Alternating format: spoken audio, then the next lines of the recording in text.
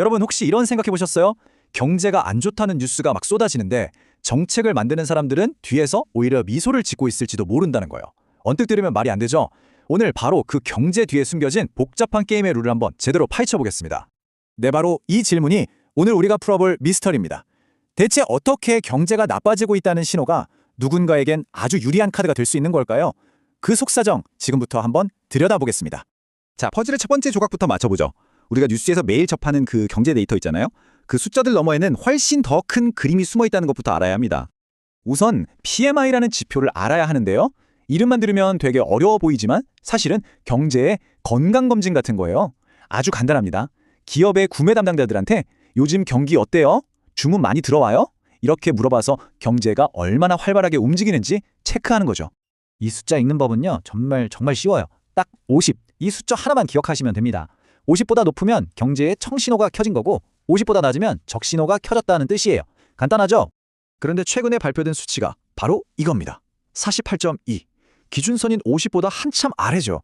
이게 뭘 의미하냐면 제조업 경기가 무려 9개월 연속으로 나빠지고 있다는 아주 명백한 신호입니다. 누가 봐도 이건 좋은 소식이 아니에요.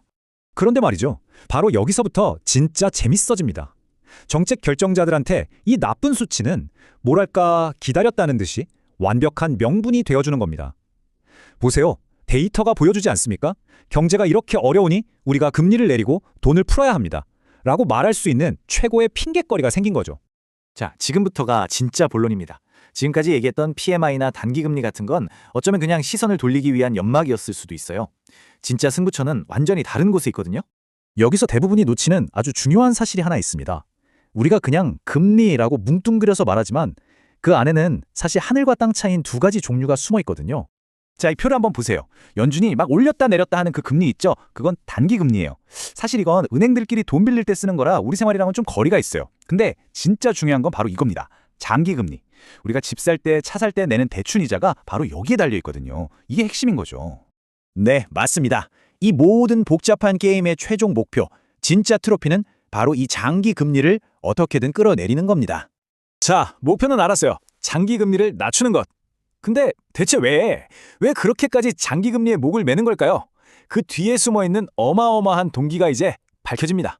그 이유는 바로 쇼리쇼링이라는 한 단어로 요약됩니다. 이게 뭐냐면 예전에 인건비 싸다고 해외로 나갔던 공장들을 다시 미국 땅으로 불러들이는 거예요. 제조업을 다시 미국에서 부흥시키겠다. 이게 바로 현 행정부의 가장 큰 경제 공약이거든요. 이게 그냥 공장 몇 개 옮기는 수준이 아니에요. 생각해보세요. 도로 새로 깔아야죠. 항만 지어야죠. 공급망 처음부터 다시 다 짜야죠. 이건 거의 뭐 수십 년이 걸릴 수도 있는 정말 어마어마한 국가적인 대공사라고 보시면 됩니다. 자, 그럼 논리가 아주 간단해지죠? 첫째, 목표는 미국 제조업 부활, 즉 리쇼링입니다.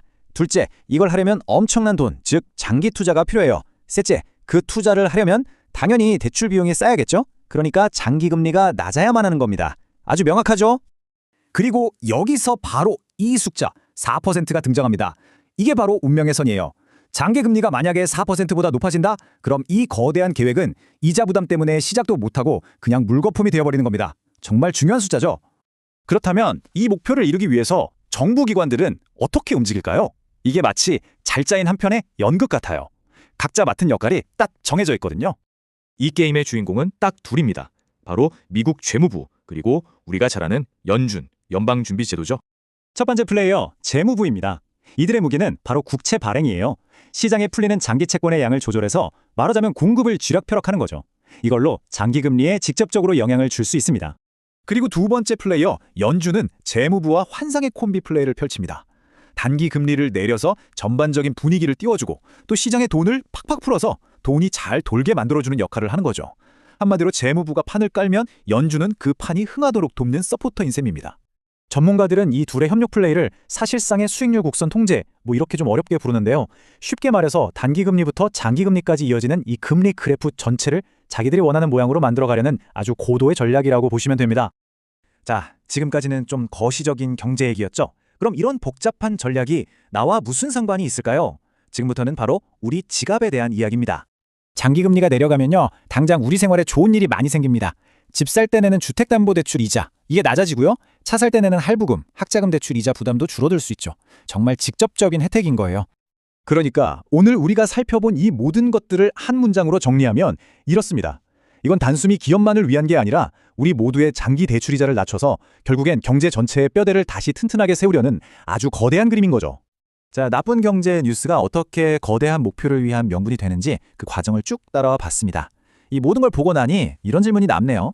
우리가 사는 이 현대 경제라는 게 과연 정교한 계산으로 움직이는 과학일까요? 아니면 보이지 않는 손들이 치밀하게 판을 짜는 한편의 게임일까요? 여러분은 어떻게 생각하시나요?